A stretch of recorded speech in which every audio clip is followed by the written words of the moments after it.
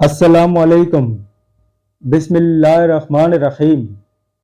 اللہ کے رسول صلی اللہ علیہ وسلم کا خاندان عنایت مبارک تھا۔ اس کی تاریخ آج سے کم و بیش 4000 سال پہلے شروع ہوتی ہے۔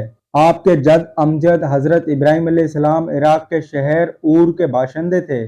یہ شہر فرات کے مغربی ساحل پر کونے کے قریب واقع تھا۔ اس کی کھدائی کے دوران جو کتبات برآمد ہوئے ہیں، ان کے باعث اس شہر کے بارے میں بہت سی تفصیلات منظر عام پر آئی ہیں۔ حضرت ابراہیم علیہ السلام کے خاندان کی بعض تفاصیل اور باشندگان ملک کے دینی اور اجتماعی حالات سے بھی آگاہی ہوئی ہے۔ اس زمانے میں سلطنت بابل عروج پر تھی۔ سلطنت کی مالی حالت مستحکم اور فوجی طاقت زبردست تھی۔ دولت کی کثرت نے بادشاہ کے دماغ میں اس قدر غرور بھر دیا تھا کہ اس نے سلطنت کے بڑے معبد خانے میں اپنی سونے کی مورت رکھوا دی اور حکم دیا کہ سب لوگ میری مورت کو سجدہ کریں اور منت و نظر و نیاز بھی میرے ہی نام کی ہو۔ اللہ تعالیٰ نے اس قوم کی ہدایت کے لیے حضرت ابراہیم علیہ السلام کو مبعوث کیا۔ ان کا سلسلہ نسب 9 واسطوں سے حضرت نوح علیہ السلام سے جا ملتا ہے۔ بادشاہ کو حضرت ابراہیم علیہ السلام کی دعوت توحید پسند نہ آئی، کیونکہ اسے قبول کرنے کی صورت میں بادشاہ کو خدائی کے درجے سے اتر کر بندہ بننا پڑتا تھا۔ حضرت ابراہیم علیہ السلام کی مخالفت صرف بادشاہ ہی نے نہیں کی، بلکہ خود ان کے گھر کے افراد نے بھی کی۔ جب آپ نے قوم، بادشاہ اور اپنے خاندان کی مخالفت دیکھی تو اپنے وطن سے ہجرت کا فیصلہ کیا۔ حضرت ابراہیم علیہ السلام نے گزر اوقات کے لیے بھیڑ بکریاں پال رکھی تھی۔ اللہ تعالیٰ نے ان میں برکت دی اور وہ بڑھ کر بہت بڑے بڑے ریور بن گئے تھے۔ حضرت ابراہیم علیہ السلام انتہائی مہمان نواز تھے۔ ان کی کنیت ابو زفیان، مہمانوں والا، مہمان نواز تھی۔ ان کے والد کا نام آزر تھا۔ بعض علماء نسب نے والد کا نام تارخ بھی بیان کیا ہے۔ جب اس کی عمر 75 سال ہوئی تو اس کے ہاں حضرت ابراہیم علیہ السلام پیدا ہوئے۔ ان کے علاوہ ناہور اور ہاران بھی تارخ کے بیٹے تھے۔ ہاران کے بیٹے لوط علیہ السلام تھے۔ ہاران کی وفات اس کے باپ ہی کی زندگی میں اسی علاقے میں ہو گئی تھی جہاں وہ پیدا ہوئے۔ یہ کلد اینیوں کا علاقہ یعنی بابل کی سرزمین تھی۔ حضرت ابراہیم علیہ السلام کی شکل و صورت کے حوالے سے حدیث میں آتا ہے کہ میں نے عیسیٰ ابن مریم، موسیٰ اور ابراہیم علیہ السلام کو دیکھا۔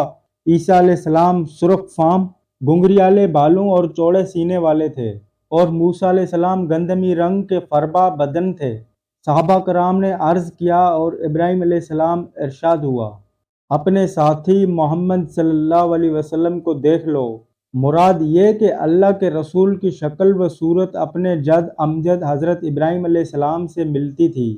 اللہ تعالیٰ نے بچپن ہی سے انہیں عقل سلیم اور رشد و ہدایت سے نواز دیا تھا۔ وہ بڑے ہوئے تو انہیں رسول بنا کر مبعوث فرمایا اور خلیل کا منصب عطا فرمایا۔ حضرت ابراہیم علیہ السلام کا قصہ قرآن پاک میں بہت سے مقامات پر مختلف انداز میں بیان کیا گیا ہے۔ اپنے والد کو جس عمدہ انداز میں انہوں نے توحید کی دعوت دی، اسے سورہ مریم آیت 41 سے 48 میں پڑھیے۔ یہاں اتنی بات لکھے دیتا ہوں کہ انہوں نے دعوت توحید کا آغاز اپنے گھر سے کیا اور اپنے مشرک باپ کو بڑے ادب سے تبلیغ کی، مگر باپ نے اتنا ہی نامناسب رویہ اختیار کرتے ہوئے حضرت ابراہیم علیہ السلام کو سخت دھمکی دی۔ قیامت والے دن ان کے باپ کے انجام کے بارے میں صحیح بخاری کی روایت ہے کہ وہ نجاست میں لتھڑا ہوا ایک بجو کی شکل میں نظر آئے گا، جسے ٹانگوں سے پکڑ کر جہنم میں پھینک دیا جائے گا۔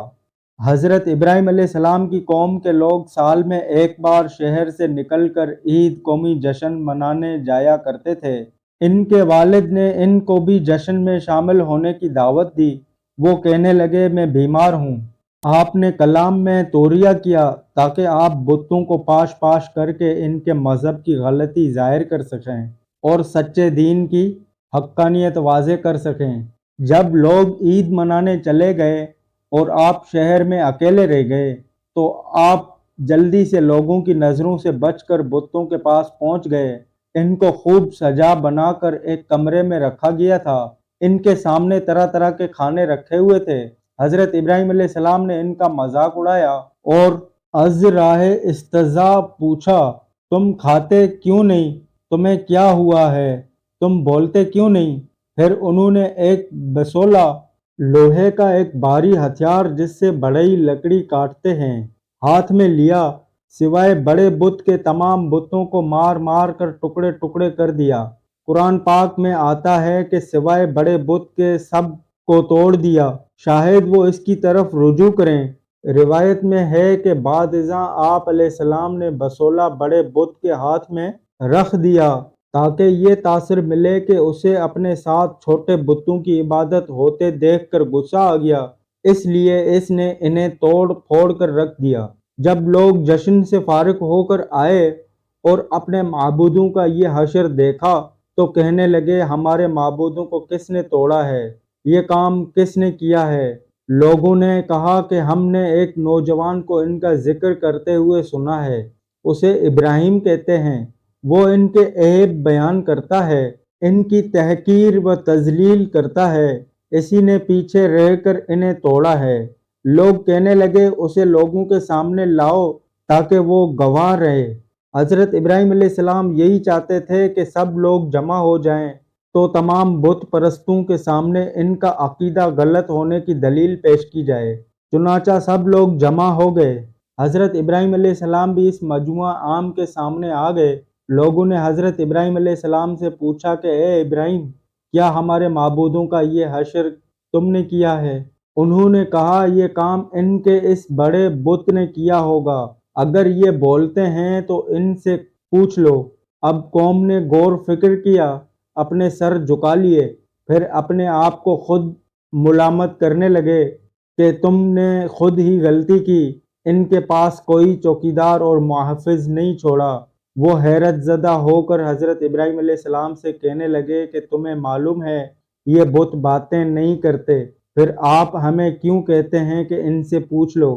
چنانچہ قرآن کریم کے الفاظ میں حضرت ابراہیم علیہ السلام نے انہیں جو جواب دیا وہ اس طرح تھا، پھر تم اللہ کو چھوڑ کر ایسی چیزوں کو پوچھتے ہو جو تمہیں نہ کچھ فائدہ دے سکیں اور نہ نقصان پہنچا سکیں۔ تف ہے تم پر اور جن کو اللہ کے سوا پوجتے ہو، ان پر بھی کیا تم عقل نہیں رکھتے؟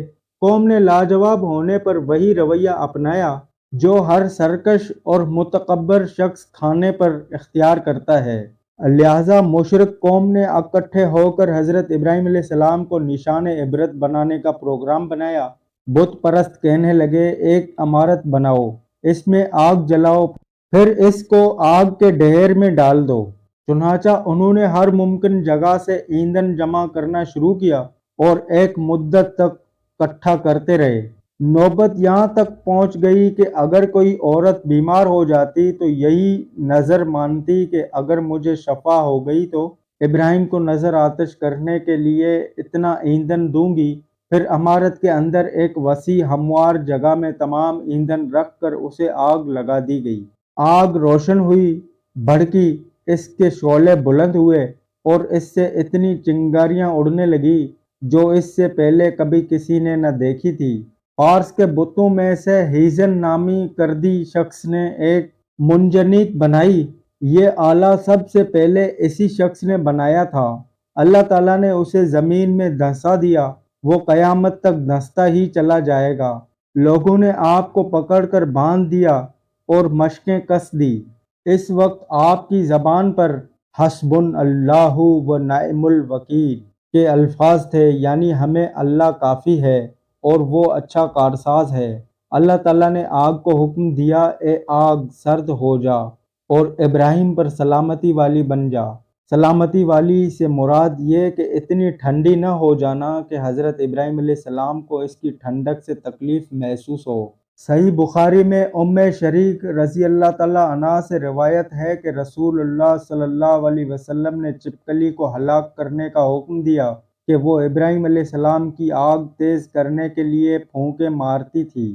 حضرت کعب احبار رحمۃ اللہ علیہ کہتے ہیں کہ آگ نے حضرت ابراہیم علیہ السلام کی صرف وہ رسیاں جلائیں جن سے وہ باندھے گئے تھے۔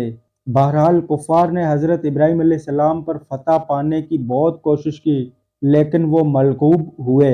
اللہ تعالیٰ نے سورہ انبیاء میں فرمایا، ان لوگوں نے تو ابراہیم کا برا چاہا تھا مگر ہم نے انہی کو نقصان میں ڈال دیا۔ بلا شبہ یہ ایک کڑی آزمائش تھی جس میں حضرت ابراہیم علیہ السلام پورے اترے اور کامیاب ہوئے۔ قرآن پاک نے ابو الانبیاء کا ایک سرکش اور ظالم بادشاہ کے ساتھ مناظرے کا ذکر بھی کیا ہے۔ وہ بابل کا بادشاہ تھا، اس کا نام نمرود بن کنعان تھا۔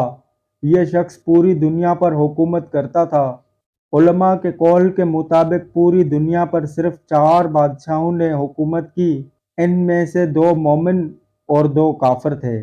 مومن تو ذوالقرنین اور حضرت سلیمان علیہ السلام تھے، اور کافر نمرود اور بدبخت نصر ہیں۔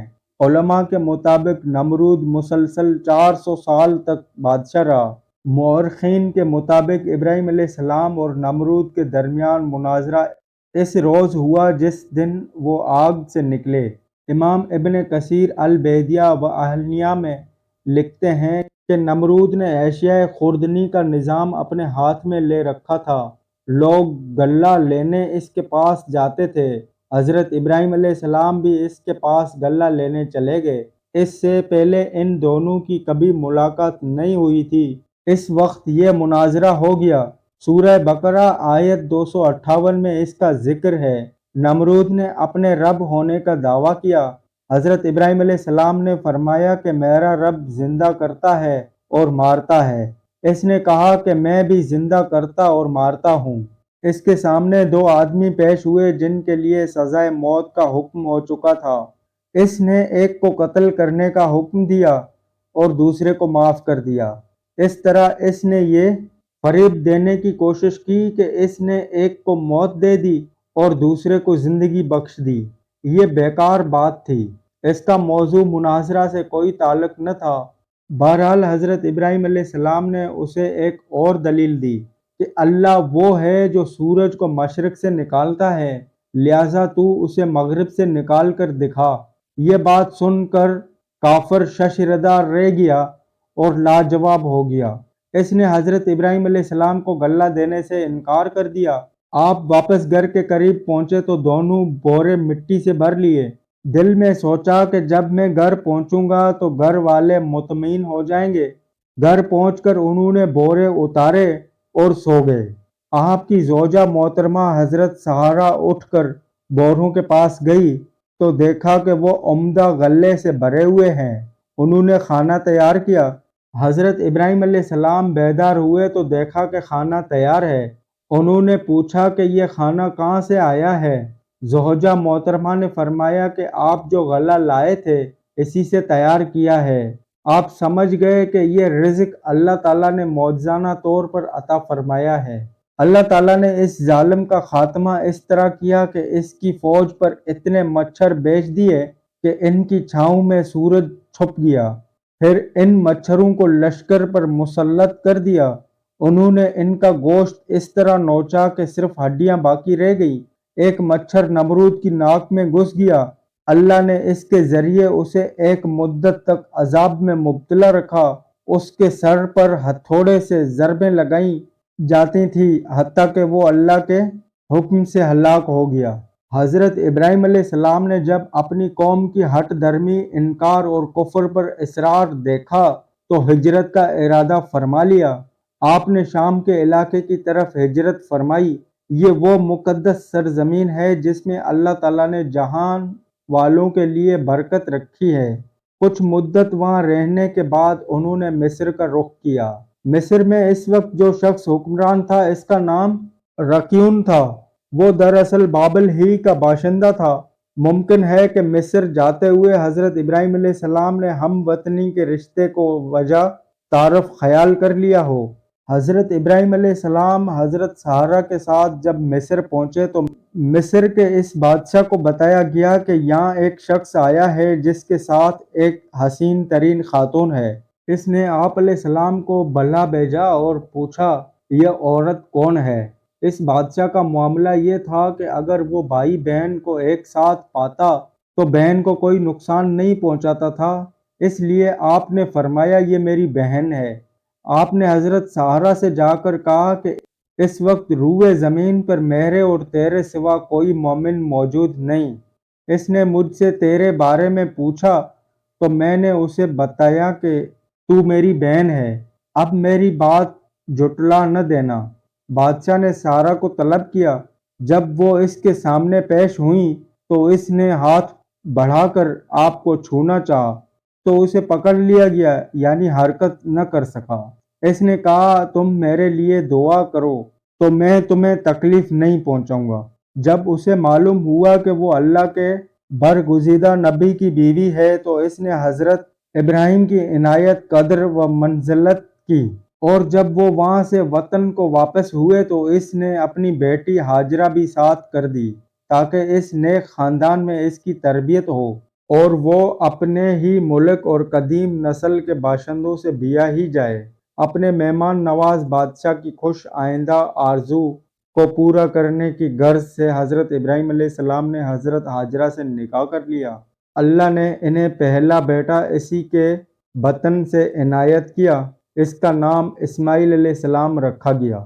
یہ جو اوپر والا واقعہ ہے وہ میں نے مشہور سیرت نگار علامہ سلیمان منصور پوری رحمۃ اللہ علیہ کی شہریت یافتہ کتاب رحمت العالمین صلی اللہ علیہ وسلم سے لیا ہے۔ ان کے مطابق حضرت ہاجرہ ایک کنیزہ نہ تھی بلکہ ایک شہزادی تھی۔ الرحیق المختوم کے مؤلف مولانا صفا الرحمان مبارک پوری رحمت اللہ علیہ بھی اس طرف گئے ہیں کہ ایک بادشاہ حادثے کی نوعیت سے سمجھ گیا کہ حضرت سارہ اللہ تعالیٰ کی ایک نہایت خاص اور مقرب بندی ہے۔ وہ سیدہ سارہ کی اس خصوصیت سے اس قدر متاثر ہوا کہ اپنی بیٹی ہاجرہ کو ان کی خدمت میں دے دیا۔ پھر سیدہ سارہ نے حضرت ہاجرہ کو حضرت ابراہیم علیہ السلام کی زوجیت میں دے دیا۔ قاضی صاحب نے بہت سے دلائل و براہین سے ثابت کیا ہے کہ حضرت ہاجرہ لونڈی نہیں تھی بلکہ شاہ مصر کی بیٹی تھی، اور ان کی ایک خوبی بحوالہ تورات یہ بھی بیان کی ہے کہ اللہ کے ہاں بھی ان کا درجہ بالا تر تھا۔ اللہ کے فرشتے ہاجرہ کے سامنے خود آتے اور اللہ کا حکم پہنچایا کرتے تھے، مگر سارہ بی بی کے سامنے کبھی کوئی فرشتہ نہیں آیا۔